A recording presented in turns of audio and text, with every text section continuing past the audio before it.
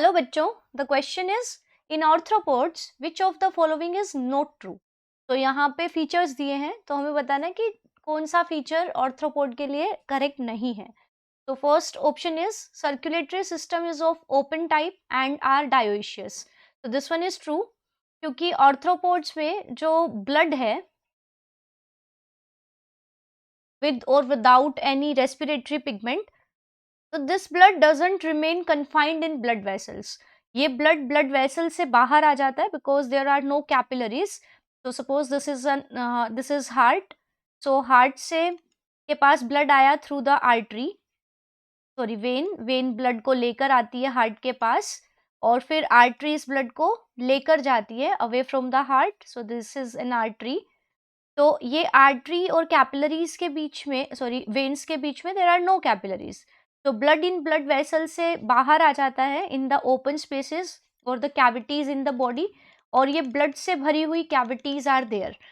तो ऐसा जो सर्कुलेटरी सिस्टम है where the blood doesn't remain confined in blood vessels but it comes out of these blood vessels and gets collected in the open spaces in the body which are known as the sinus.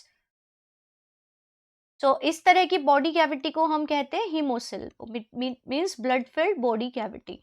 तो arthropods के अंदर always there is an open type of circulatory system without any exception, and also the arthropods are dioecious. When we say dioecious, it means unisexual condition, because here both male and female members are different.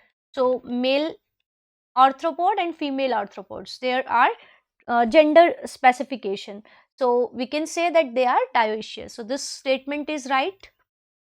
Now the second option is eyes are compound and simple both types. So this one is also true, because in arthropods, in most of the arthropods, simple eyes तो है ही जिनका काम है, जिनको हम कहते हैं ओसिलाई, and these ocelli are for the photoreception, means light को receive करने के लिए. But also in case of arthropods there are compound eyes. Now each compound eye is having many hexagonal units जो एक सिंगल आई की तरह काम करते हैं. तो एक ही आई के अंदर मल्टीपल विजुअल यूनिट्स होंगी, और एक ही आई एक ऑब्जेक्ट की कई सारी इमेज बना सकती है. तो इस तरह की आईज जिनमें एक से ज़्यादा लेंसेज हैं जो एक से ज़्यादा इमेज फॉर्म कर सकती हैं ऑफ एन ऑब्जेक्ट, तो इस तरह की आईज को हम कहते हैं कंपाउंड आईज. तो ऑर्थ्रोपोड्स के अंदर there are both the types of eyes, compound as well as simple eyes.